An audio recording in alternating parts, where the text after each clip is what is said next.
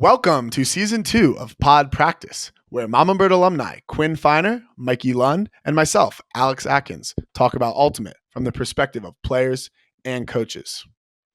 We want to engage with you, so please reach out, say hi, ask a question, give some feedback. We look forward to talking with you. To reach out, follow us on Instagram or YouTube at podpractice_pod.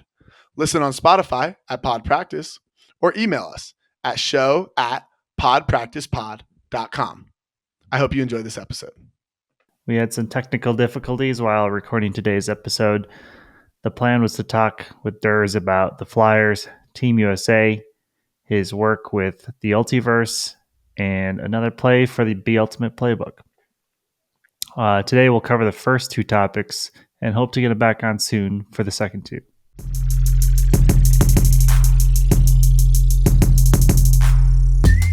All right, welcome back to another episode of Pod Practice.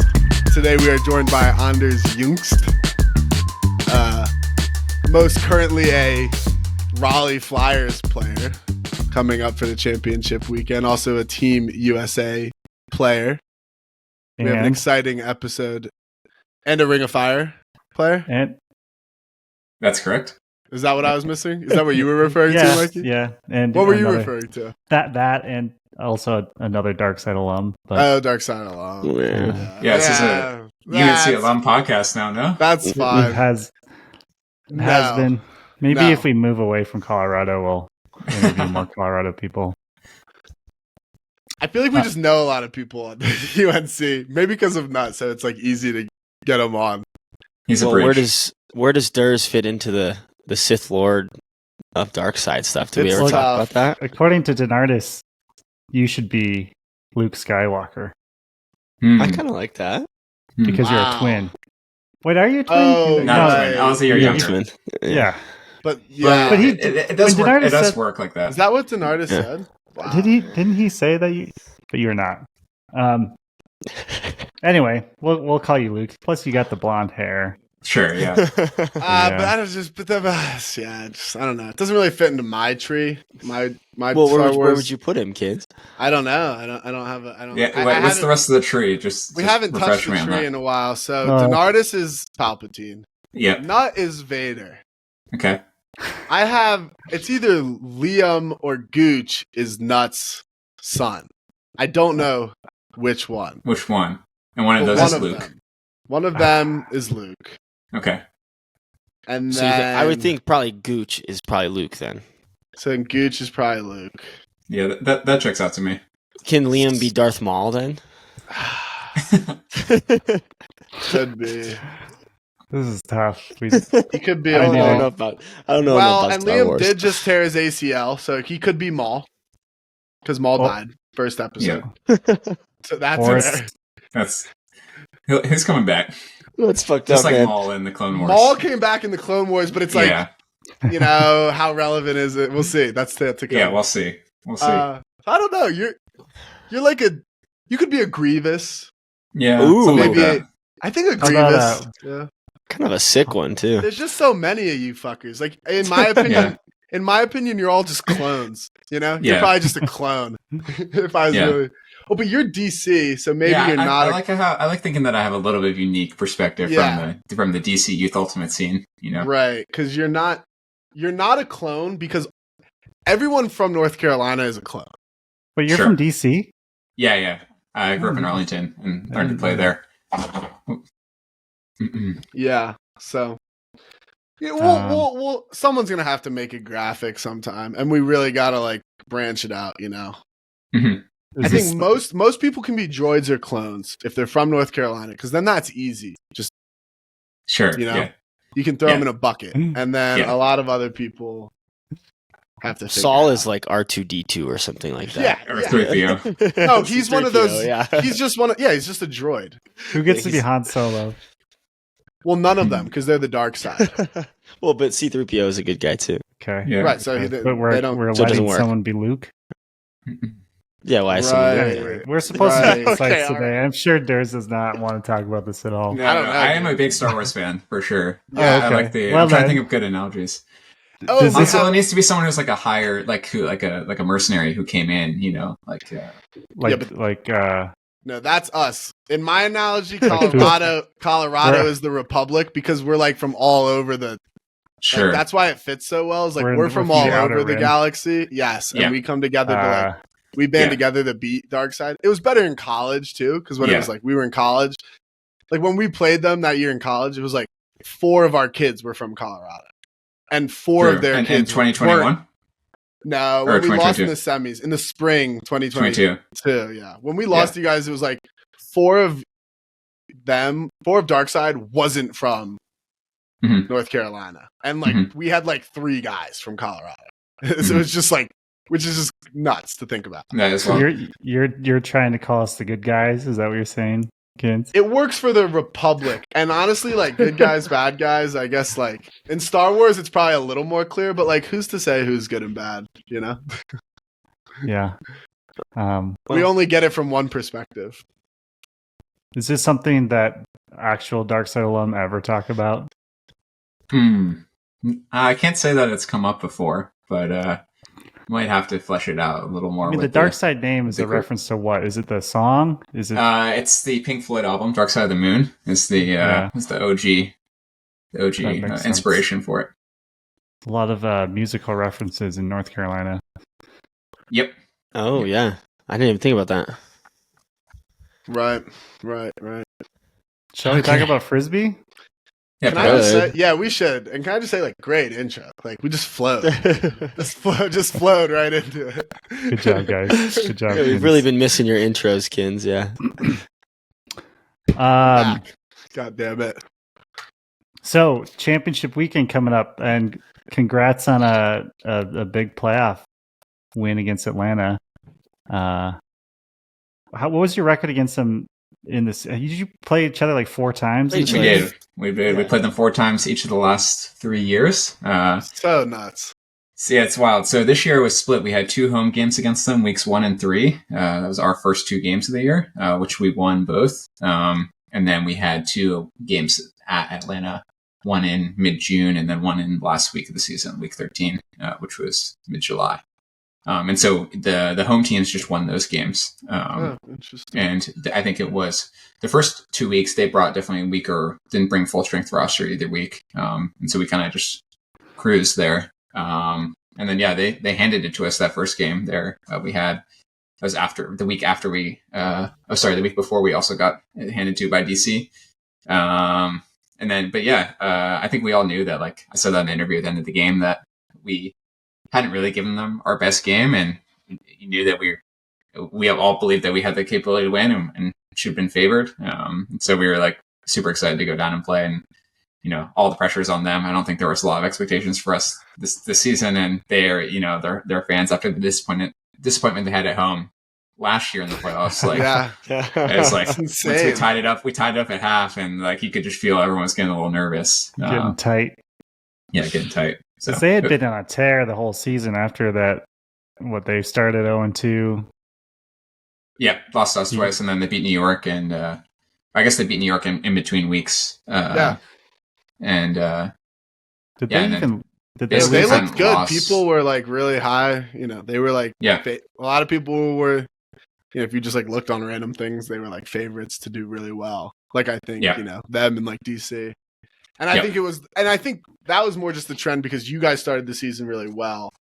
And then I guess lost to them and then lost to DC, like you were saying. So then people were like, oh, maybe they, can't beat the like better teams. And then you went in there and took care of business. Pretty sick. Yeah, that was a good game to watch. You definitely had momentum. And I guess that reminds me the infamous clock wind down. Yeah. How long?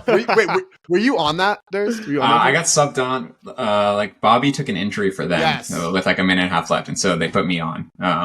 That was wild. Can you just go through your thoughts like during that? That was so sick. So the point started out of a TV timeout. It was like the 6 minutes left in the game. TV timeout. We were receiving. So like we like got to the line kind of early and like maybe iced ourselves a little bit, sitting out there for a minute and a half waiting for the pull during the TV timeout, and we receive the pull and like have a little double cut happen downfield, and Toby kind of throws it in between Fax and T, and Jacques got that nice block, which is Like classic too, right as Leffler was saying, like, something crazy always happens, and then he gets that block. So, they take an immediate timeout because they're like, they need to get the break there. And then, they turn it back on like a underthrown Bobby away flick, and that Christian got a nice D on. And we kind of just were like playing normal D on offense and like worked it all the way down. And I think it was like once we got all the way down to their goal line that like we had put Elijah on. I think Christian took an injury after he got the block. And so then we put Elijah on, and him and Snell kind of drove all the way down. And then I think they realized that like they're not really in a rush to score, especially if we have the ball, and like their O-line was pretty gassed at that point. They'd been broken a couple times in the second half.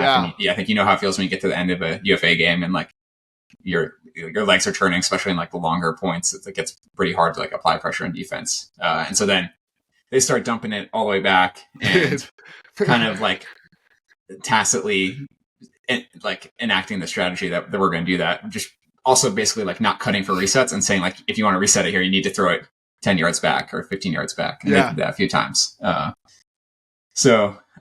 it's not something that we like explicitly had like game planned, but I think especially Elijah and Snell, they like knew once they recognized that they could do it, that they were just gonna. Dude, it was Snell. As soon as I saw Snell's body language from the beginning of the point, even because you did work it all the way down to the end zone, but even it was taking a little bit. Minutes.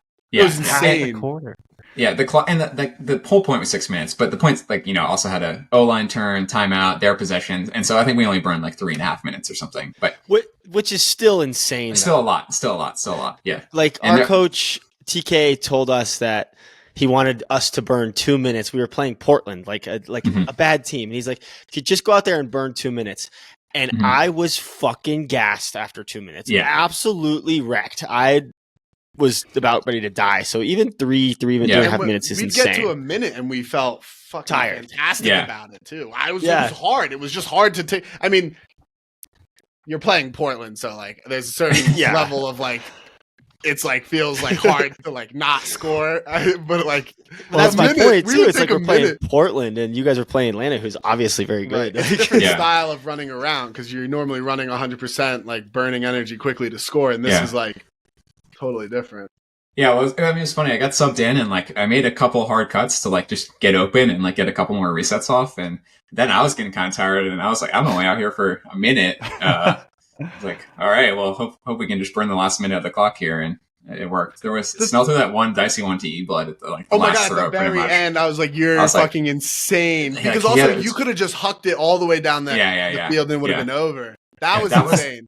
That was the only throw. I'm like, I probably think we shouldn't have thrown that one. For like, sure. Don't give them a chance at the Callahan. Like, don't. No, that was the only one that was like, why did you do that? Yeah, and we would have been screwed, I think, had Christian caught that for a Callahan, and then we're receiving in a tie game with 8 seconds left. It's like we're almost guaranteed going to overtime, and then it's all bets are off when we. No, that was nuts. Oh my god! Yeah, Toby was at Bravo practice, so I asked him about the possession, and he said he was just sweating, nervous the entire time. It's a little and also it was just so funny watching, I guess later, I don't know, I forget if it was the next day or whatever, but watching like Salt Lake, Seattle, and I remember like the time is going down and they're just, it's like it's so opposite, like just like the way you guys finished that game was so bizarre relative to like other games. Like they were like running so hard, there were like all these turnovers and all this stuff at the end of that game, and it was just I don't know. Then at that point, I was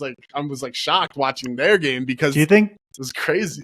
Is there a more? Which way is more demoralizing? This is like death. No, the clock burn's gotta be the worst, man. That would be so bad. Okay, what I didn't get was like people online are like, "Oh, get rid of it," blah blah blah. Like they were not playing defense though. Like they like at least one person. I don't know who it was on Atlanta, like looked like he had totally given up, like completely with like minutes left, minutes left on the clock. He was like in the reset space and he looked like he was already in the mindset of like, what's going on? Like we're like, it's like, no, dude, like you just gotta like try to stop the disc from getting to your guy. Like he was like, do you think that they were trying to let you score it at any point? I don't think so, but I think that's what they should have probably done. Like, instead of having some guy standing next to our deepest cutters, right, bring him under and apply some pressure. And like the worst case, we throw a huck and you get the ball back. Like it's hard though because even if you're taking away like unders, and you can do it the reset space is the hardest part though. Like it's the reset space that like if they're going backwards, like you can try to take that away, but even if they gain a little, it's so hard. It's hard to just let them score if you're really committed to not wanting to score. But I was just shocked that some of the Atlanta guys is like effort level, like season on the line, you have to get the ball. And I was a little surprised that some of them were playing defense the way they were. Yeah. I was right there with you. Right there with you. It seemed like half of them were like, let's let them score or let them like just work it and they're going to go score. And then the other half was like, no, like let's play tight D. But the half that wanted you guys to score were like the people that needed to be playing good D. Mm-hmm. And then the other half that were like playing good D were just like sitting downfield, like tight fucking D to their guy. I'm like, what is happening here? Yeah. I just don't even know if they were like letting them score because if part of it just looked like he had just like these people had just given up. Like I don't think it was. I thought it was like pure. It's over with like 2 minutes left. Wow. You also maybe ruined the Atlanta Frisbee scene so badly that they missed the bracket at a pretty under talented tournament. Yeah, they should have. They probably should have won that tournament. And like was that the next week? Yeah, it's next weekend. Yeah, and they were by far the best team there. Sockeye won against Double Wide in finals. Wow. They smoked everybody in consolation for what it's worth. Good for them, man. Nice. Hell, go Atlanta. I do wonder what the hangover will be, though. We'll see. They're still very talented. Yeah, I'm interested to see who they bring back too. Because they had a whole like the last regular season game. They had a whole celebration for Bobby, who's supposedly retiring. It's this is last year. He was playing well. I mean, he's really good. I thought he had a great game. But yeah, like it'll be interesting to see how many of the other older guys who've been playing for a long time if they'll turn over or not. Well, they still got Holzmeyer, right? Yeah, I assume so. I assume he'll come It's back. an interesting part of like this double seasons because that can really test the connectivity of the team. Like you normally season ends, you have the off season. Okay, we come back next year. Like that, they like their season ends in a pretty like disappointing way, and they have to like figure out a way to come back together and build for change. Like a lot of those guys. So it's really it can make or break you for real. That's crazy. For sure. Yeah, and on the flip side, it's like if your UFA season ends early, it's like you get way more time for club. Like I know Ring felt that last year. That's why we did that. We didn't really want to make UFA silver lining, then, perhaps. Silver lining for sure. It is. It is. Let's talk about your semifinal coming up. What are you feeling about that? Have you ever played against Seattle? No, I haven't played against the Cascades, and I've never played against like most of the guys on the Cascades. Like some of the dudes who were on Sockeye, and I think the last time I played Sockeye was 2022. I think we played them at Pro Champs, but it's it'll be interesting to see. Like I don't know if I've ever played a West Coast division team, and so I'm interested to see like how different it is. That's the best part of championship.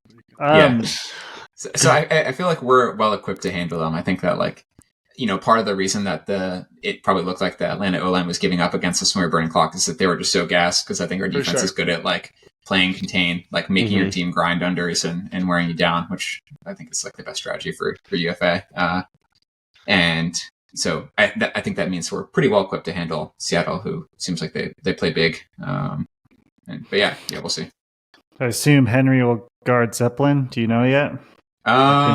Yeah, I'm not sure. I haven't been paying attention. I'm not really involved with much leadership stuff on Flyers, so this year. So it should be a fun game. Yeah. I wonder if you'll get Lucas Ambrose. Yeah, I was thinking. I was wondering if he'll be me or Alan or Toby. I think he would be good for any of the three of us. It's gonna be you or Toby, I think. Yeah. Because Toby thought he was going to guard Alan.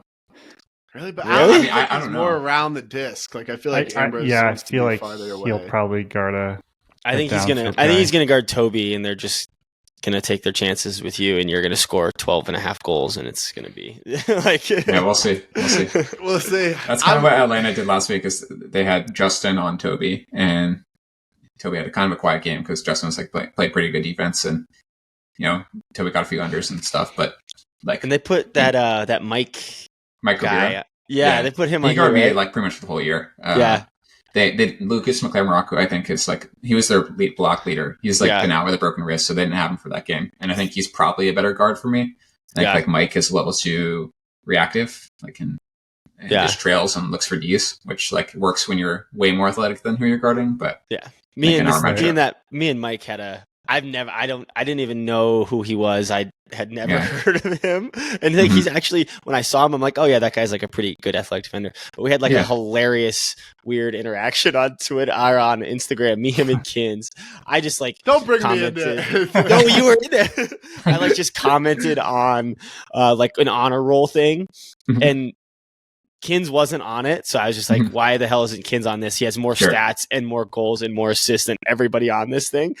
Mike came on there. He's like, you can't just put players on there that beat shitty teams for no reason. And I'm like, what is happening? Like, I think half the stats are against like shitty teams. They beat like Detroit or someone that week, or someone awful that week, and they had like Brett was on there, and obviously Brett's sick, but like Mike was all pissed, and I was like, what's happening right now, man? And I had no idea who he even was, and then Maddie texted me, and he's like, look, this is the guy, and I'm like, oh my god, that's the guy that guards Durs all the time.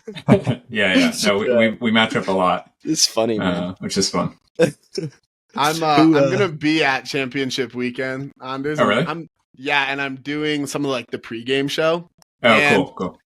I really want to find upsets so that I don't just have to like pick, because like we are gonna have like our picks and stuff, and like it's so hard, and I don't think I can pick Seattle over you, and I don't think I can pick Minnesota over DC. No way. Like still remain credible, like sure. like there's that balance, like, but I think if I want to pick one, I think I'm gonna pick DC losing in the finals, because I think everyone expects DC to win, like I would say they're the odds on. I would be surprised if it's not Flyers versus DC. I would be on the floor if it wasn't Flyers DC. I think Seattle's pretty darn good. I think Ambrose is so legit. Like he crazy good, especially when you look at like LA, how they did last year, and then you go to Seattle. Seattle's got tough players to match up against too. For sure. Yeah.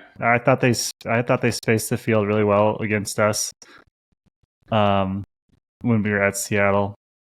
And they've figured out a way to have leafy greens on D-line a lot, which is really good for conversion, Like Ambrose and him play a lot of defense, and their can get by at times. So when we played them in Seattle, we went down. We went down in every game, but we must have been down 7-1. I think it was 7-1. I swear to God, it was 7-1. And we started playing zone. Yeah. And I will not say that the zone was effective, but I think we had like three or four goal line turnovers from them, and just first throw passes, into the ground. We didn't put him. There was no pressure either. It was like missing the centering pass. Just and a fun fact about that you may want to try to employ yourself was Kuhlman threw up on the line 2 of those 3 breaks. Oh, yeah. So you may want to try pulling the trigger. Is that like in the span of like points back to back? Like he's just coming out to line and puking, and it's like short points, so like 5 minutes maybe. That's hilarious. So just also right before the point is funny too. Right before the point, on the line. It was one of those we throw up, he throws up, gets the break. It's one of those short points where you like stay out there. Oh yeah. And so then again. Pulls trig again. Go. And we get another one. It was one of the funniest things ever, because it was right before half, and then we came back out after half, and there was like a bunch of kids all over the field like throwing discs for whatever halftime thing they had. And one of the game day dudes, I hope he's listening. I have no idea who it was. It's like their owner. It's like the GM. Yeah, owner. Was it? Okay, yeah. He's like he's like on the field like picking something up, and he comes over to the sideline, and he looks at someone and goes, "What are those little fucking kids threw up on the field?" It was just Kuhlman's throw up Yeah. instead. Fucking ridiculous. That's hilarious. Pre-game, actually, I was doing some, I don't know, PT or something, and Kuhlman comes up right next to where I was and just vomited. And I'm like, come on, man! Like, you could have done this anywhere else. Like, this is he needs to see like a dietitian. He needs some kombucha or something. It's like he needs pre and pro biotics. Oh my god! All right. Before we do move on to the next topic, I want to ask you, maybe group thoughts on, Sure. what does everybody think about Salt Lake not being at championship weekend, hosting in Salt Lake? Wah, wah. Yeah, I'm sure the league side about it. Yeah. Hopefully the shred heads still come out. I was kind of excited to see that. I think they will. Or your Instagram post. Did you see that, Durs, that you guys posted? Yeah. That was... What was it? I didn't see it. Something like I don't know. It's a meme about how like the shred heads we're going to take care of Seattle for them, and so they should root for us. They're like, they should be on their side because... Oh, right. Yeah, here, it's not going to come up, but that's it. Well, you'll have to put it on, Mike, but it's really, really funny. I'll find it. Yeah. I got you the link right here. I mean, as a Summit player, I'm ecstatic. Yeah, I mean, over the moon. Yeah. I'm more happy that they lost than us winning. Like that feels better than winning a game. Seeing them lose. It's pretty funny. I feel bad for Grant, but actually, Bryce is one of the people on the pregame show with me. So it's me, Bryce, James Pollard, and Brock. And so it's going to be interesting to have. Yeah. It's going to be really interesting. It's a crazy crew, and it's going to be really interesting to have. I'd be shocked if we go the whole weekend without some jabs being thrown by me and Bryce at each other. I'd be shocked. Bryce is the best, though. I love Bryce. Well, and that's why it's like so good because we do it in like like a nice, friendly way, but like a very real way because the emotions are still real, but we still like can have respect. Yeah. Well, I bet money that Cameron will pick Seattle over us because he's been doubting us all year. I feel like every week I hear him say something about how he's like, I don't know if this team has it. I don't know if they are. Well, what I like about this crew is I hope we can be a little more like feisty. Like last year, I would try to like say something like somewhat controversial. You wanted to stir the pot. I wanted to stir the pot, and Tuba and what's the other? Colin. Is it Colin? Colin Camp. Yeah, Colin Camp with completely my thing was like last year was like shitting on Minnesota. Like that was like my like persona that I was sticking to, which was also funny because we were in Minnesota. And Tuba, like before we went on the air, was like, you should definitely like say that, like how they like suck or whatever. Like that's a good bit. And then I said it, and then he went like 180 on me in the show and was like, no, I don't know. Like it's crazy that you're saying he was setting himself up he for was, yeah. Which honestly was good. Like, but he bamboozled me like going into the shows. It was hilarious. That is funny. Well, yeah, hopefully we should have some more parity this year than there was at the championship weekend last year. Like I think so. Some closer games. I guess that Minnesota Salt Lake game was pretty There epic, was one good game. Yeah. Hopefully we can get at least two. Yeah. It's going to be tough. Yeah. What about USA stuff? We want to move on to USA stuff? Yeah, shall we? Yeah. So, I'm just going to go ahead and mute myself. Yeah. That's the typical Worlds player. Hey, like let's talk about like Team USA. Hey. Do you know him on Team USA? Do you know that we made the national team? When are you guys? So championship weekend's coming up. Mm-hmm. Obviously, I assume. What do you leave tomorrow? Yeah, we're flying out tomorrow morning. And then, do you fly to us? Do you fly home and then to Australia? Home Sunday, and then flying to Australia on Tuesday. Wow, quick turnaround. Yeah, it's been a humongous travel summer for me. I was like, between USA and Ring and Flyers, I was like away from home every weekend for like 10 weeks in a row there, which was just absolutely mind-boggling. And so it's been a little more chill recently, but then making Flyers keep winning games, so we keep traveling. But yeah, so it'll be a quick turnaround, but nothing that I'm not used to. So if you leave Tuesday, do you get there Thursday then? Yeah, Thursday. New Zealand. Damn. Through New Zealand and then get there. Yeah. What is the USA schedule like? Like, do you guys have training camp there? I think we have a practice. Like one practice, yeah. Yeah. The other two, the mixed and women's teams are doing like training camp, but we had an extra weekend in May, so we're just doing a practice instead of like a multi-day camp before the tournament. And when does the tournament start?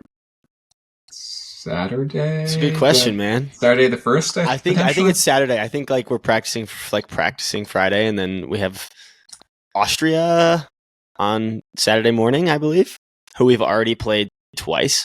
Yeah. Trap game. Trap game for sure. Of course, I go to the WIFDIF website and it says this is down. good. Now it's up again, so that'll be a good. This will be a good topic change in a second. Durs, I'm curious kind of about your tryout experience as well, like how tryouts went, how you felt after tryouts, before tryouts. I think that's always really interesting. Yeah, sure.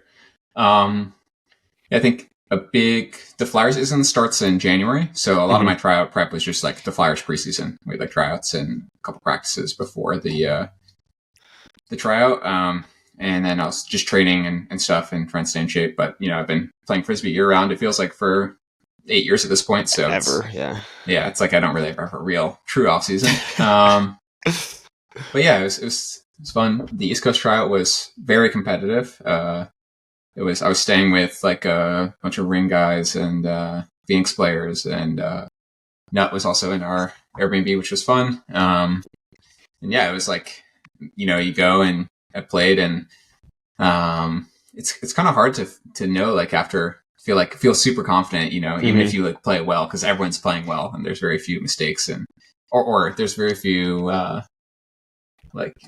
it's a very high level, and everyone's making mistakes. Maybe is how it is. Like no one's playing perfectly. No one's like incompetent. So it was good. I think the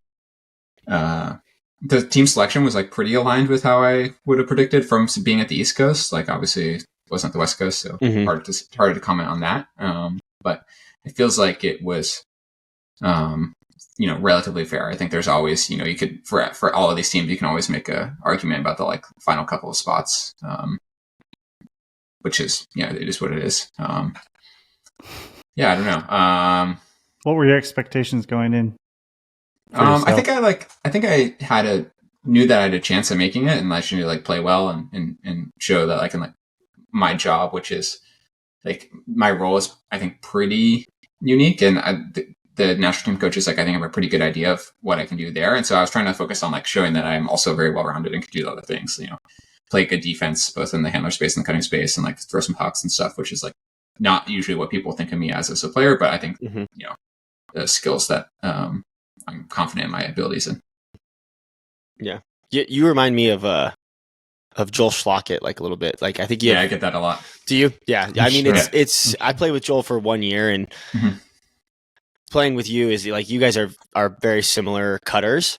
I don't really know if he didn't really throw very much. The year I played with him, I don't think he ever really was that much of a thrower. I think you're much more well-rounded as a thrower, but you guys are both like impossible to guard in small spaces because you're short and quick, but then also you're both can always get open deep as well, which is like not something you'd expect from like your size and stuff. So you're like the new Joel Schlockett for sure.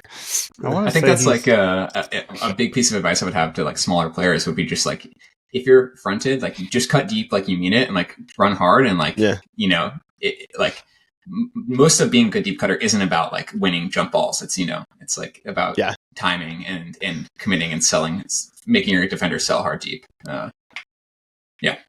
Yeah. Tell me more about that. Actually, you just, sure. I'm curious. I think a lot about the way I cut is like, just trying to, when I get an advantage, just like press it as long as possible to make the defender like have to try and really recover, right? So if like that means I get out and I'm setting up a cut and I'm hard fronted, like I'll just run really hard deep to get them to the defender to the point where they need to feel like they need to chase me really hard. And then at that point, right, I have a lot of leverage and can, win a change of direction, or like I beat them deep by so much that the throw goes up. Are you always trying to do that in rhythm, like timing wise for relative to the thrower? I think lots of times I'm like setting up when the disc is in the air to the next thrower, and then like, okay, thinking about like what is the like. That's one of the things I give like coaching dark side. Like one of the things I have give a lot of advice to them about is just like you just should maybe wait a second longer before you make your move, because you need to let the thrower catch and like actually look upfield so they can see your first move. Otherwise, the defense doesn't matter if you get open on it or not, because you're not going to get thrown to. Yeah. That's like a classic younger kid thing. Is like make the cut later. If you really want to like get it. Yeah, and I think people like. Oh, go ahead. I was going to say, I think it's true even at the highest levels, because there's so many players who struggle with timing, or maybe this is the same on the same token, is everybody always feels like they have to do things faster. Like when we do patterns, like scripted patterns and drills, people are just flying through spaces. They're always sprinting at 100%. And like, in some ways, like we always do shortened stalls too. Like we'll have, like if we play mini, whatever, small-sided games, it's usually like a stall 5, stall 6, stall 7. But sometimes, in my mind, I think there are trade-offs. I think it speeds some people up too much, especially if they're not good at slowing down and processing things, and they feel like, and in their defense, like what I preach and what we teach here a lot is fast movement, fast pace, go through your reads quickly.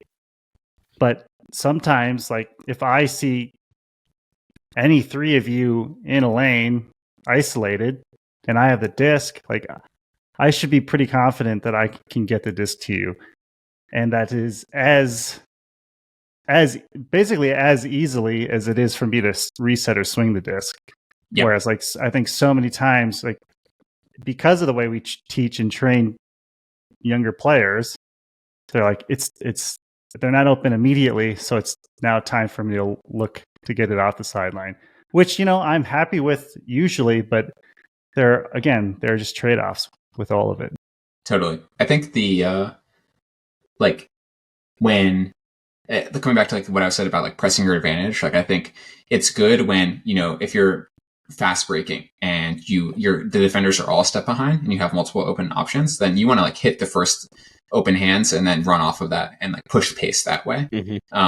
And then on the flip side of that is like when the defense is well positioned and like they're presenting you with like, a challenging problem to solve, then that's when you need to like be maybe more deliberate, because, it's not, you don't just have something open right away. And so like your timing is more important, and you want to like make sure that you're finding an actual like good throw rather than just like forcing it into a tight window.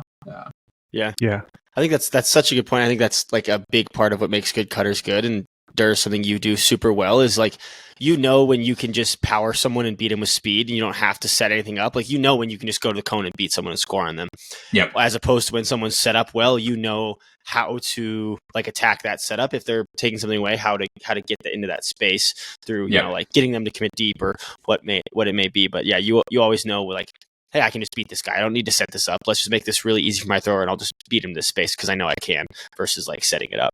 Yeah, and the flip side of that too is like knowing like if your defender is positioned well on you and you see that teammate has a better, like a more out of position defender, just hold and like let them cut. And like that's another thing where it's like a lot of times when I'm out in space cutting with multiple people, like if I see someone that has a like free under, I'll say their name, just say you take it, and like I'll just hold and wait for you, and like I'll set up to continue for them rather than like. Lots of people will like overcut, and then you end up having 2 guys in the same space, and then neither of them are open. Yeah, I like that a lot too. And I like you said fast break, and immediately I thought of like a turnover. You pick up and you start going, but it also applies to maybe you just like hit a big under, or you have hitting a big break and like continue, and now like you said, the defense is out of position. Like I think people might hear that and think like, oh, fast break, like in basketball or something. Like you could just you're off to the races, but like it can actually be like smaller moments during the point where you've completed some passes that are threatening quickly, and now all of a sudden the defense is out of position and you can press that advantage. Yep, totally. One thing that comes to mind is just like off of a swing, trap side swing to the middle of the field, and the mark works really hard to contain it, and now they're super far away from you. Yep. You can just That's slingshot it back. The Dylan Freechild, that's the tells all the time, get it out. If you force them to, like with the pump fake, force them to seal really wide and then throw it back, and it's like no one's stopping you. Like, yeah, I'm imagining that 10-minute long clip in his calendar video of him doing that over and over and over and over. We call it, TK calls it a DFC, a Dylan Freechild. After him. So USA stuff though. So you guys have Austria first. I think you play Hong Kong next. Just looking at the schedule, I'm guessing the schedule is pretty hard to understand, man. Maybe and then GB Open. That'll be fun. That'll be very fun. What's the I don't know what Kins is about to say. But what Hong Kong Open won't be as fun. They'll all be fun. What I wanted to ask is, what's your mindset? What is both of your mindset? What's the team's mindset? Is a team Slack super active, or what are you doing mentally? Are you guys scouting teams? What's the vibe right now? Quinn, you want to go first? Yeah, I think so. The team Slack is definitely like the training. The training Slack is always pretty active, but beyond that, not super active. As far as mindset, it's just like go and have a good time. I think for me, I think as long as I'm having a good time, the other pieces are going to follow. I'm not super focused on results as it is. I think we're heavily favored, so as long as we go have a good time, I think we're going to be in a good spot. Yeah, I've played so much Frisbee this summer that like each individual game, it's like I'm kind of numb to it at this point. But on the flip side, it's fun because I think I can get into my zone very easily. Like it doesn't take me a long time to feel like I need to warm up or anything. I'm just kind of start playing. I'm there and you're like playing Hulk. at a high level. So, definitely a takeaway from being on the team is that people are training their asses off, as Quinn mentioned in the Slack. People send in workout pics and always at the track running hills and stuff. So that's super. I think as expected, everyone's just a great athlete, and it's cool to be in that group. But it's fun that we've spent not that much time together, but then when we've been in practices and we're at Windmill, it was we grew the community of our team a bunch. And so I think we're all excited to do that in a format at Worlds where there's less playing every day than we've had. Cause Windmill is a ton of games every day. And the training camps are, 6 hours of practice each day, which it's just takes it out of you. But, one game against Austria or Hong Kong, it gives a lot of energy and time left over for building some connections off the field as well. Do you guys have any off the field plans yet for Australia? Not particularly. No, Devin's got stuff for us because we're staying for 3 weeks afterwards. But I'll just be there and she'll tell me where to go. So that's all that matters. That's how I like to travel. Yeah, exactly. It's also Devin's birthday, so everybody say happy birthday. Happy birthday, Devin. Happy birthday, Devin. Can say it.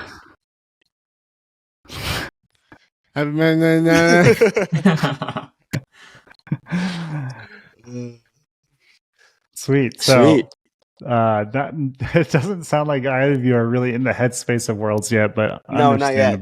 Absolutely not. I was going to ask that question because I think I got to get past the 15-hour flight first. That's all that's on my mind is getting there right now. As soon as I get there, I think it'll be different, but it's really hard to look past the 15-hour travel that takes 2 full days somehow. Because I live on Sunday and I get there Tuesday morning. It's what? Yeah, Dateline. Fuck happened? And it's gonna take you a while. Your body is gonna be so out of rhythm because of the time and stuff. It's gonna be crazy. But I was gonna say too, because with theirs, especially playing a championship weekend, you just don't really have the mental. That's crazy. You wouldn't take the mental space to be planning for Worlds when you're clearly have to prioritize this other team and other event first because it's just crazy. Yep. Yeah, I will say been playing on 3 teams is I'm mostly just like focusing on like the next 2 days in front of me, Yeah. which is it's been going well for me. But That's yeah, what I you haven't gotta do, done a long-term planning. Yeah. I will say I'm kind of excited to play the villain a little bit in the US because everybody wants the US to lose. Even like Calvin Stoughton came up to me. He's like, "Hey, I'm hoping you're gonna do well, but I really want you to lose." And I'm just like, that's awesome. Like I am looking forward to embracing that a bit and like making everybody sad that we win. So Yeah, it's a familiar feeling for me from the Dark Side experience. But it is fun. It is fun. Durs, how many championships do you have? You have 3 Dark Sides. Do you count Flyers also? Like, yeah. You got Flyers. Two Dark Side. 2 Dark Sides. Ring. One coaching Dark Side. I don't know if you count that. And then we have Flyers. We won't count that. 4 then. Jesus Christ, man. Soon to be 5. I'll count your coaching one. No, count it for Gooch. He's the head coach. If you could only win one championship this year, which one would you choose? Could you choose? That's a crazy question. Wow, that is tough. That's a good question. Like champ weekend. It's immediately between club and worlds. I think like champ weekend, I'm gonna try my hardest, but I think the UFA is like high variance, and I'm very happy with like what we've accomplished this season, and like I think we have a great chance to win, and I'll go and try it. But the ones I like, it would be like kind of embarrassing if we didn't win Worlds, to be honest. Right. Like that's the big thing from saying like not saying that. Right. Yeah. So if I said, but like to be fair, like there's something about like club nationals that's special, and like if you lost Worlds but won with Ring, that would still be pretty sick. Yeah. And like maybe this is a toxic mindset, but like we lose Worlds, it's like it's the team, and then we go win club nationals and like prove that our group of Worlds players was the best group of Worlds players, and maybe we weren't the problem. I don't know. But I don't know. That's a tough question. It's a tough question. That's a really that is hard. It almost just has to be Worlds, even though like club is the most like winning club is the most fulfilling thing you can do probably. Yeah. But the answer almost has to be Worlds. It feels like. Just because you could, it'd be so trap. Yeah. And club, you have a couple shots at it, but Worlds, it's like you probably a once in a lifetime opportunity. Yeah. Well, you don't think you're going to make it again next time? I don't know. We'll see. 4 years is a long way away. Just 2 days right now. That's 4 years. Yeah. Right. Yeah. I have 2 days. A lifetime away. Sweet. Yeah, I would love to ask more about USA and more about, honestly, I'm curious about the load on all the players.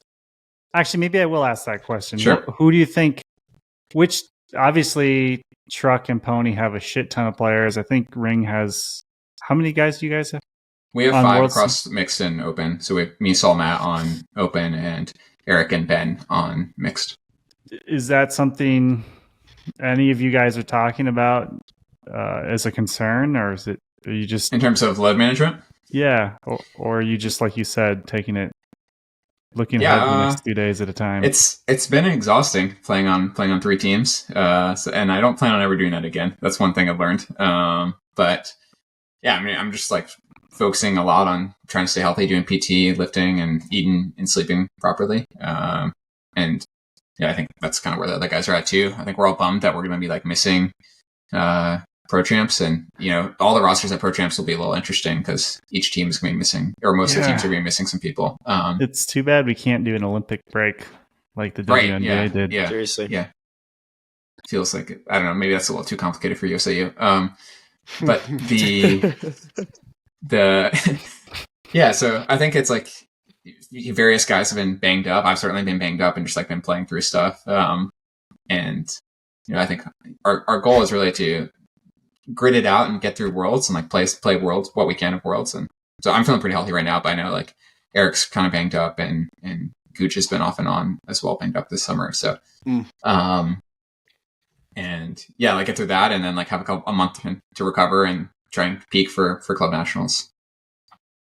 Yeah, I feel like the first time I played at 100% was US Open, and like it's been since before Worlds tryouts that I was like playing at 100% probably. Like maybe Club Nationals last year was probably the last time. And then US Open, I was just like, can't imagine the people in playoffs for UFA and stuff like that too. It's pretty nutty. It's insane. And those It's games insane. are fucking hard. Those games They're hard. take a lot out of you. Yep, totally. It's weird. Just like, I think I don't know. We really got to get some fitness tracker like people running, because like to compare that to maybe like a tournament day, because a hard UFA game is like almost as tough as a tournament day. Like, I think the Marquez tournament days posted compile, but I think Marquez posted some data. I'm pretty sure it's like, Devin always says I'm full of shit, but I'm pretty sure it's like 6 miles is like 6 to 8 miles is how much you run like in a UFA game with like warm-ups and stuff like that. Mhm. And then I saw Garrett Martin believable. posted. Yeah, Garrett Martin posted like his from the last tournament. He ran like 10 miles each day. So it was like 20 miles in a weekend.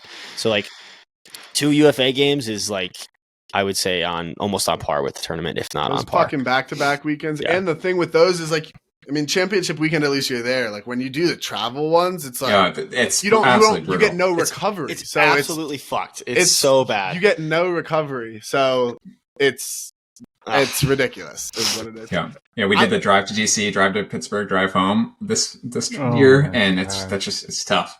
It's terrible. The 9-hour drive home from Pittsburgh is just like not makes you consider playing, you know. Yeah, especially because you went to play Pittsburgh. Yeah. Like you're not even like, if it was like fucking like New York or something like that. That's when it's like a job, and you're like, I'm not really.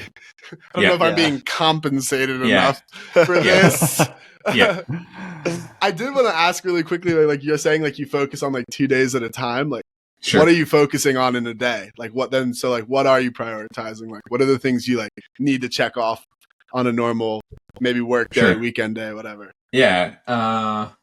Work day, it's definitely like do my job. I'm a software engineer, work from home. So that's like, I try and knock that out in like the first half of the day. And like oftentimes I can like, if I get everything done that I need to get done, then I can like in the afternoon around 3 or 4, like I can like start thinking about Frisbee stuff, which is nice. Sometimes I'll have late meetings, but usually not. And then, like trying to do something to take care of my body every day. So in season, that's more like if I've had practices or games and stuff, it's more like recovery stuff, rolling, stretching, and PT, light lifting. You use the Normatec boots too, right? I don't have any, but I seen them on your B-reel. Yeah. Those were Snell's, I think. But like Snell and Eric and Saul all have them, so I've like nice. Yeah, I take advantage of those when I can. Normatec boots are great. And then like I think like lifting, like I try and lift once a week, which usually I can do, sometimes twice if it's not busy, but this summer it's been probably about once a week. And I think like when I'm healthy, it's like I usually try and just lift legs like decently heavy, just like build strength to like prevent injury. I think that I've had a lot of success just like, trying to maintain strength to stay healthy. And then, in terms of diet, just like making sure I'm getting enough protein. I do creatine. And then I do collagen sometimes, which is like for ligament strength thing. I think that's big for like after the injuries and stuff. I started doing it after my PCL injuries, and it found some success with that. Yeah. Have you tried any other joint pills? Because I've actually started taking a couple. I think it's big for Ultimate, just because we fucking we pound our shit. There's a couple I get, like the collagen is good. I get this one from Costco that has like UC2. There's like this tree called like Boswellia or something. There's a lot of good ones. Yeah, they're good. I'll have to look into that. That one. Yeah, I think glucose. Definitely at this point in the year, it's like my joints are the thing that has taken like that feel the worst right now. It's like 100%. Both ankles, both knees like are just sore. 100%. My fingers are kind of banged up. Like I have a couple of jams that I've like not gotten to heal. I have a pinky jam that I got at. Effed up from I got a pinky jam that I got at a training camp, and it's still bothering me. So it's like I tape it up every game. That's like more annoying than like a fucking injury, because you're like it's kind of like inconsequential, but the fact that it's hurt and not feeling good can be so. And if I don't tape it, and then I like pancake a disc and like catch it where the rim of the disc hits the pinky and jams again, it just is like, oh well, I'm back to square one. Like I just have to like stay on top of it, keep it taped. It's Durs, do you watch The Office? I feel like you gotta watch. Yeah, it. yeah. You know that scene when Jim is like eating a carrot and he bites his lip again, and he goes, "Oh, damn it, Pam, I'm going home," and he gets up and leaves the office just because he keeps biting his lip. Yeah. Oh yeah, Just that's that minor very relatable. inconvenience. Yeah. Yep. All right, I'm going to try to speed us along here. I want to Sure. cover two things with you before we Sure. hang up. Our B Ultimate Play and also the Ultiverse website. Oh, Cool. shit, our B Ultimate Play. Let me look at my shirt, man. Quinn, are you okay if we do Ultiverse quick? Yeah, let's do it quick. Okay. I got 15. Is it okay? Should we share it? What should we do, Durs? Do you want to share? Should I share? Yeah, you can share. I can talk through some stuff and kind of explain the story behind it, if that's what you're thinking. As I start presenting here, can you tell us what's the impetus, and were you inspired by other versions and etc.? Yeah, so I've known I want to be a software engineer and do computer science for a long time, since high school. And I think my sophomore year of college, I had this idea for a site where you could my initial idea was just better search for USAU, because I would want to look up stuff on the USAU site, but couldn't ever find what I was looking for. And even back before they had the homepage redesign, especially, it was hard to actually get to the tournament calendar and get to the tournament that you wanted. And so that was my initial idea. I was I just want to build it where it's just a search bar, and then it can take you to the right page on USAU. And yeah, so that was kind of the idea. And I started prototyping it, but when I was in college, I didn't really have the skills to actually implement it, or the time, or I didn't dedicate the time needed. Maybe I could have done it, but never really type. Can I ask a question? Sure. Is it only tournaments that have happened so far? Yeah, it has future schedules. If they're on USAU, then it will pull them in 2 weeks in advance, maybe, or a week in advance. There's the upcoming button, Mikey. Yeah, on the homepage, if you go to upcoming, you'll see. So right now it says the Pro Champs for women is the only one that's been scraped yet. And it looks Let it only me is. just show you just briefly how much better it is in this dog shit with diff. How the fuck do I see anything that you guys are doing? Yeah, this looks like it was made the day after the internet came out. Yeah. But Spirit is doing great, so we're fine.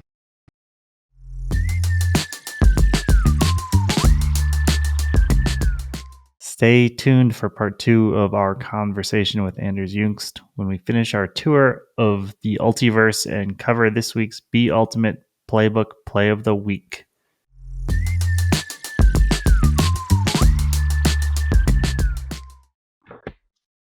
All right, since we had some technical difficulties recording, we thought we'd jump on and answer a couple of quick questions. And hopefully stay tuned for our second episode with Durs if scheduling works out. First question from JXXJXX.jpg. Name. Yeah.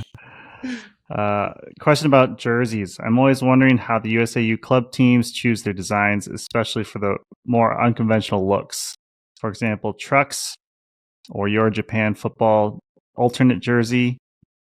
Because in my club, I'm usually involved with the design, but it's oftentimes frustrating because everybody has their opinion and wants you to change this or that, or fundamentally against the design. And since everybody has to buy that jersey, I get it, but I'm curious how it's working out for you guys. Also in Europe, it's much more common to have one design that almost never changes because nobody would ever buy new jerseys every season. The blue, pink Bravo jersey is still 10 out of 10, by the way. Cheers, Jojo from Germany. Thanks, Jojo. I love this question, by the way. That's good. Yeah, it's great. You guys are our main jersey designers, right? Yeah, Jojo. He asked the right people. I've been doing jerseys for Bird and Bravo I think I did jerseys for Bird, which is really simple, for 3 or 4 years, and then I've been doing jerseys for Bravo for 3 or 4 years, and every year people have issue. But here's the thing. Here's the thing: is you can't even first of all, you can't care what they think. Exactly. You're on the jersey committee for a reason, and two, you shouldn't even fucking show anybody until they're done, because then they can't even think anything. And chances are you're on the jersey committee because you have a good sense of style. So, yeah, I think you should do whatever you want with the jerseys. Sounds like JoJo has good taste. Yeah. So you just don't consult anybody. Do it yourself.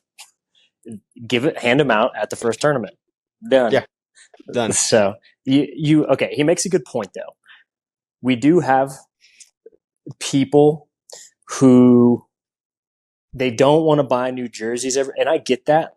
If you change jersey design even slightly, you basically have to buy new jerseys. So for us, we try to have one or two that we recycle, and then like a crazy alternate, which shout out JoJo for like his or her, their keen eye on picking out the Japanese soccer. 98 Japan keeper kit is our flame jersey. If that's he knew the reference. That is a crazy. That is it's a pretty deep cut. So that's a crazy pull. Nice, JoJo. So yeah, we try. So for example, the navy and pink, they are largely the same as last year. Because the numbers are so different, they could arguably be like a new design, then the reds are almost identical. But anyway, all that to say is, at least for elite club teams in the U.S., the price for an entire season that you're shelling out is so exorbitantly high already that jerseys are just a drop in the bucket. I know that's not really a good excuse, but you're already paying a couple $1,000 for the season. What's another like 150? That's how I feel.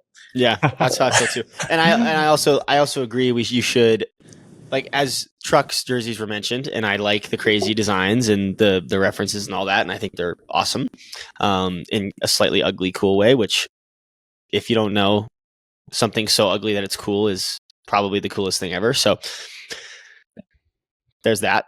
But you should, in my opinion, leave one or two jerseys very, very similar, so that it's a recognizable brand. And for Bravo, for the last 2 or 3 years, that like pink and blue has been our brand, and that jersey's fucking sick, and it's a great brand. So I think for the foreseeable future, that jersey will be left the majority the same.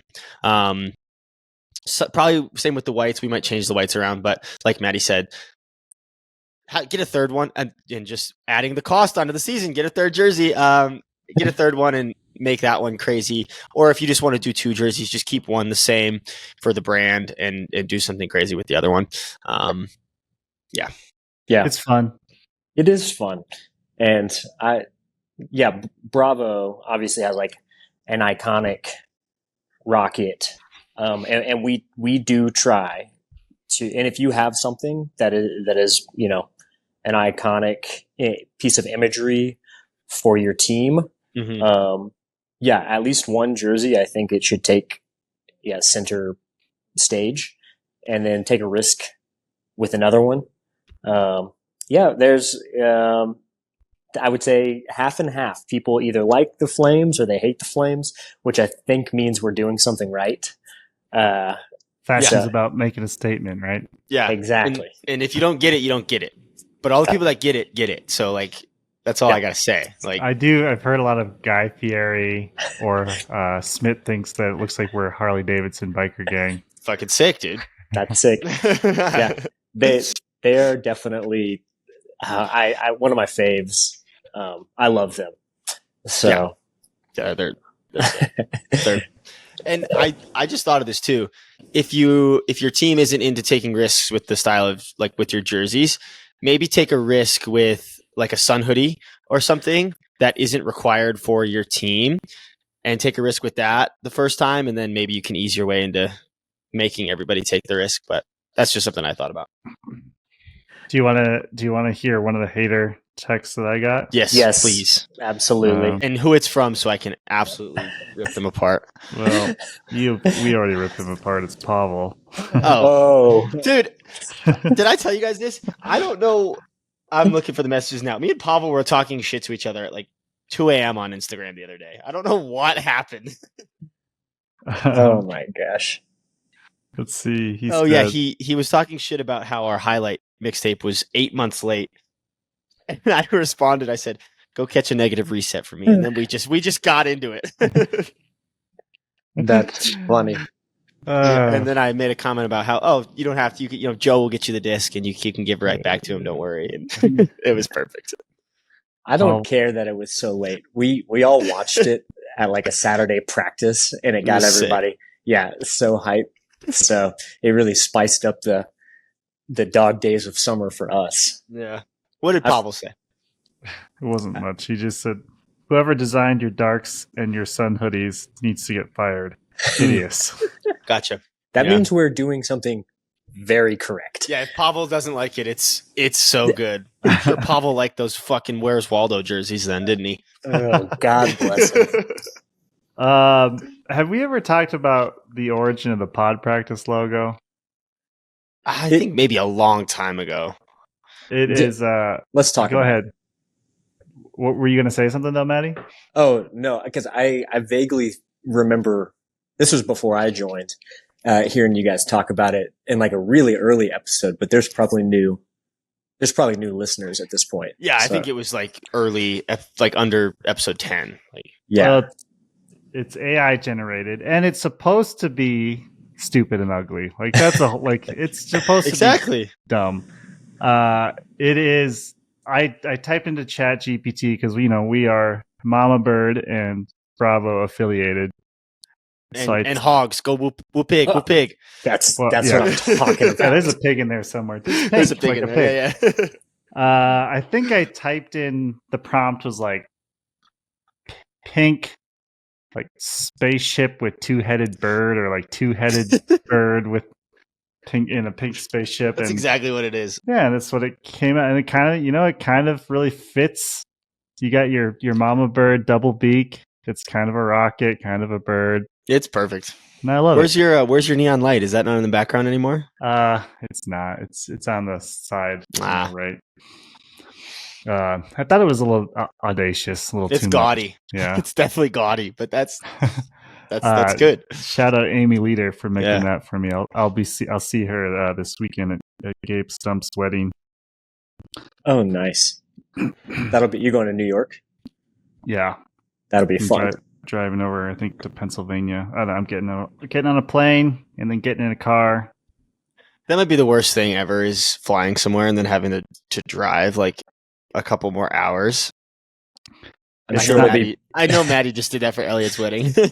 I did, but it was beautiful. I'm sure whatever Pennsylvania will be beautiful. I wouldn't call it a finer thing, but it'll be. It's an unfiner thing. Yeah, we'll get through it. Okay, that was fun. Maybe should we answer just one more quick one? Yeah. More typical to our. Oh, you know what? I will say. Did we already comment on Diggs jerseys? Someone asked us about Diggs jerseys. Yeah, we did. I think we did in a previous episode. We'll skip that. But yeah, they look like a European basketball or hockey league team, but I think they did well with what they had. I think we also may have answered a question from Michael Miller before, but I don't think we answered this second part, which is, can you explain more about how you guard the front of the stack in your version of Force Middle? And he said, in parentheses, AP, I think you call it. Oh, nice. Yeah. I'm not going to like tell anybody specifically the right way to do it, because there's not really a right way to do it. But I would challenge everybody to think critically about not always forcing people to the break side, because oftentimes setting up there and getting beat to the skinny lane or the inside lane or the break side lane, whatever you want to call it, is the most dangerous spot on the field. So thinking about when you can force someone back wide to the open side and force a throw to go wide and shallow and take a long time and cut their flow off, as opposed to getting beat to the skinny lane really quick break there, another quick break, huck, score, whatever it is. But just think critically about how you can disconnect the front of the stack from the other cutters with your positioning, and not let them kind of string a bunch of throws together. So yeah, just flip your hips sometimes and force them back open side when there's a good opportunity. Yeah, and I think it's harder either for younger players or players new to our system to feel comfortable sliding around to like the break side, because like when you're learning, especially whenever you're younger and you're learning, you don't want to like get beat force side underneath, right? Like you feel like you're getting beat, but especially in higher levels and especially like our scheme, sometimes that's like if you let them have an open side underneath, that is far less detrimental than them slipping you, getting a skinny break, and then them just continuing down the break side. So just a little more, a few more details, just to add on to what Quinn already said. If you're out at the front of the stack, try to be between your person and the disc. So, that's just a good, position to fall back on. Rule of thumb. Yeah. So, and to go even further, if you can position yourself in between your person and the disc, I like to physically, touch get on the correct side, physically touch the person so they have to go the way that I'm dictating. So whenever you're learning, it'll feel wrong. It'll feel like you're on the wrong side. But some of your coaches might even tell you flat out you're wrong based on what we like to do. Mm-hmm. But for our scheme, you want to protect the inside break, the skinny. And I like to, physically touch them. So like if they come, towards the break side or the skinny side, they're going to bump into me and they have to go to the open side. So that's kind of how I do it. And it's important that I think what you said is key to stay in between the disc and the person, because that's a good cue to also not just allow an easy free reset. So we try to push them out wide, long travel time, so we can reposition downfield easily. But we don't want to just allow an easy free swing pass. So I don't know if that's easy to visualize without some sort of diagram, which I'm not doing today, but I will say, guarding the front of the stack in our force middle scheme is one of the toughest places to be, because you have to be constantly repositioning. You do it in a lot of defenses, but ours, it's a really tough spot to be, and it gets even harder once you get towards the red zone. Yeah. So it's a little scary, honestly. But we've been running this long enough that like we trust, that the handler defenders are going to make it difficult to hit that. But most of it's just going to be, resetting in the backfield, hopefully. So. Yeah, I feel like that was a good answer. Yeah. TK always tells me that you're going to get beat somewhere. It's impossible to take everything away. And like an elite club, if a good thrower's got the disc and you're guarding a good cutter, like you are going to get beat. So why not force it back to the less dangerous spot and get beat there and contest it there, as opposed to like trying to take everything away and getting beat to a really, really detrimental spot. So, yeah. Another thing TK would say is that how you position is contextual to your abilities. So at the front of the stack, it's a little people's strengths and weaknesses are, I don't know, it's hard to say what any one person should do at the front of the stack. If you're a big person, you should probably be like, I don't know, bodying being more physical. Like I'm small. yeah. I mean, I would say prioritize taking away the most dangerous thing. For us, it's the inside skinny space. I would say for everybody, it's probably always going to be that inside skinny space. Like almost any defense is going to get shredded by that. Definitely at the top level. The lower level competition that you go, maybe that's a harder window for throwers to hit. So maybe you prioritize taking that away a little less. Yeah, that's a good point. If you watch Truck too, like this is just a Truck fan podcast now, but like when they catch a break, they get so much from it. They get so much. One, because they're really good at timing their cuts and continuing for breaks, but two, because you can't defend it. If it goes up the break side really quickly, the defenders have nothing to do. Whereas if they catch something to the open side, it usually stops their flow a little bit more, and they don't have like a free, easy continue. But if they catch a break, it's fucking game over. Sounds weird, but it's true. Yeah. That's funny. All right. Good stuff. Heck yeah.